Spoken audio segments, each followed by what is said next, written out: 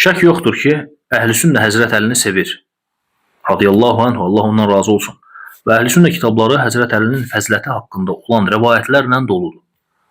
O rəvayətlərdən biri də Allah Rəsulunun sallallahu aleyhi və səlləm deməsidir ki, mən kimin mövlasıyamsa, Əli də onun mövlasıdır. Sadəcə bəzi firqələr, xüsusən də Şiə təriqəti, bu rəvayətdən elə qənaətə gəliblər ki, Allah Rəsulu sallallahu aleyhi və səlləm özündən sonra Əlini xəlifə təyin etdi. Və hətta deyirlər ki, boş bir şeyə görəmi Allah Rəsulu sallallahu aleyhi və səlləm insanları istidə, günəşin altında 3 gün saxladı. Cəmaat həcdən gəlir, yorğundur, səfərdədirlər. Allah Rəsulu sallallahu aleyhi və səlləm onları Qədirxum ərazisində dayandırır, saxlayır, istidə, sonra xütbə verir və bu məsələyə toxunur. Yaxşı sual çıxır. Nə üçün Allah Rəsulu sallallahu aleyhi və səlləm bu məsələyə elə həc vaxtı Ərafa günü vida xütbəsində toxunmur? Harada ki, bütün cəmaat oradaydı. Yəmən əhli də oradaydı. Məkkə əhli də oradaydı. Taif əhli də oradaydı və digər yerlərdən gələn cəmaat hamısı oradaydı. Minlərlə cəmaat.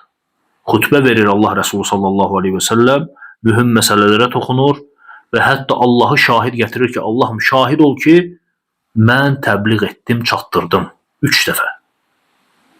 Amma bu məsələni demir, toxunmur bu məsələyə. Əli radiyallahu anh xəlifə olmasına toxunmur.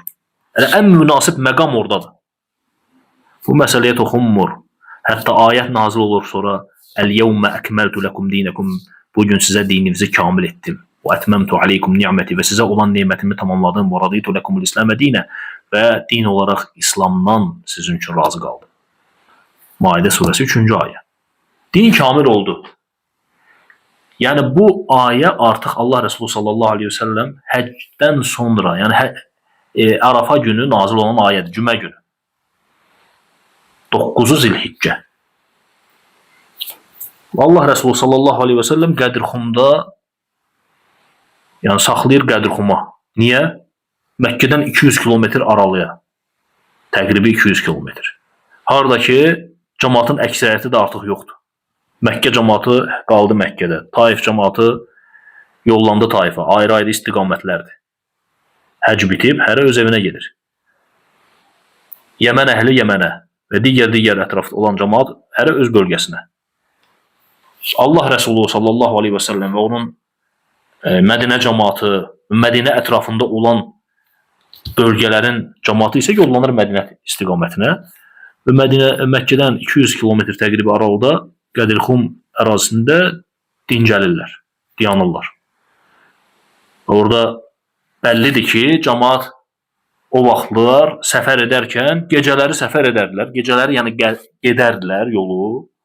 Gündüzləri istidə yol getmirdilər, dincəlirdilər. İstidə yola çıxmırdılar. Və bu dincəldikləri vaxtı, dayandıqları vaxtda Allah Rəsulü sallallahu aleyhi və səlləm xütbə verir və onlara Əli radiyallahu anh fəzilətini bəyan edir. Mən kimin mövlasıyamsa, Əli də onun mövlasıdır. Yəni xilafət məsələsi idisə, xəlifə məsələsi və mühüm məsələ idisə, üsul din məsələsi idisə, niyə Allah Rəsulü sallallahu aleyhi və səlləm daha münasib bir məqamda, daha münasib bir zamanda bunu etmədi? Saxladı Qədirxuma. Və həmçinin nə üçün Allah Rəsulü sallallahu aleyhi və səlləm sarih, aşkar, açıq, aydın məna verən kəlmə istifadə etmədi? Əgər xəlifəlik məsələsi idisə, bir çox mənaları özündə daşıyan kəlməni istifadə elədi, Mövla kəlməsi. Çünki Mövla kəlməsinin mənaları var. Mövla kəlməsinin mənaları çoxdur. Rəbb mənası da verir, həmçinin məlik mənası da verir, şərik mənasını da verir, dost mənasını da verir, qonşu mənasını da verir, sevgi, sevmək mənasını da verir, yardımçı, yardım mənasını da verir. Və bu haqda ayələr var. Allah Teala buyurur ki, Ya eyyuhəl-ləzīnə əmənu la təttəxizu aduvvi və aduvvakum əvliyə. Ey iman gətirənlər, mənim və sizin düşmanlarınızı özünüzə dost tutmayın. Əvliyə kəlməsi. Bəli, həmin kəlmə. Ya eyyuhəl-ləzīnə əmənu la təttəxizu əbəəkum və ixvanakum əvliyə. İn istəhabbul kufra aləl iman.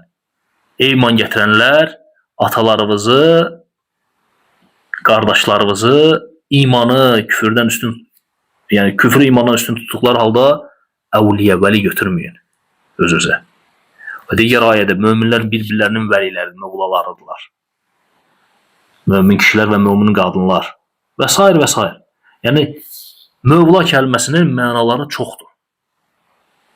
Yəni bu mücməl, yəni ümumi bir çox mənaya verən kəlməni istifadə edir Allah Resulü sallallahu aleyhi ve sellem. Açıq sarih kəlməni qoyub. Aydın, yəni xəlifə kəlməsi və s. digər rəhbər, yəni mənaları daşıyan, özündə konkret xəlifəliyə dəlalət edən kəlməni qoyub, bu kəlmədən niyə görə o zaman istifadə edir, əgər elədirsə? Hətta bunu şiə alimləri etiraf edir. Nuh Ət-Təbərsi məsəl üçün. Deyir ki, Allah Resulü sallallahu aleyhi ve sellem özündən sonra xəlifə əlinin olması haqqında açıq-aşkar demir. Açıq-aşkar deməyib. Ləm yusarrihin nəbi deyir. Və deyir nədir? Və əşarə iləyhə bi kələm mücməl, müştərək beynə mə'an. Yəni müştərik mənalar, cürbəcür müxtəlif mənalarla özündə kəsb edən bir kəlmədən istifadə edir. Yuhtac ilə təyin, təyinə ehtiyac olan bir kəlmə. Qəsd nədir? Mə huvəl məqsud minhə. Yəni onları mə huvəl məqsud minhə ilə qarayn. Yəni qəsd nədir orada? Yəni qəsdin aydın olması üçün ehtiyac var. Qarinələrə ehtiyac olan bir kəlmədir. Və həmçinin murtada, həmçinin bu da açıq-aşkar bu məsələyə toxunur. Deyir, yəni aydın kəlmə konkret bir məna daşıyan, yəni xəlifəliyə, imamətə, yəni xəlifəliyə işarə verən konkret bir kəlmə deyil. Yaxşı, bəs nə üçün Allah Resulü sallallahu aleyhi ve sellem cəmaatı Qədirxumda yığır, xütbə verir, Həzrət Əlinin fəzilətini bəyan edir və deyir ki, mən kimin mövlasıyımsa, Əli də onun mövlasıdır. Ona görə ki, Həzrət Əli haqqında müəyyən narazıçılıqlar və şikayətlər var idi. O vaxt ki, Allah Resulü sallallahu aleyhi ve sellem Həzrət Əlini Yəmənə göndərir, qənimətlər dalınca orada müəyyən məsələlər olur və Həzrət Əlidən narazıçılıqlar olur və Allah Resuluna şikayətə gəlirlər. Və Allah Resulü sallallahu aleyhi ve sellem münasib bir məqam, münasib bir vaxt, zaman seçir və bu məsələni qapadır. Vəssalam. Məsələ xilafət məsələsi olsaydı, elə həc vaxtı, Arafa günü bunu cəmaata açıq şəkildə, açıq aydın şəkildə bəlli edərdi.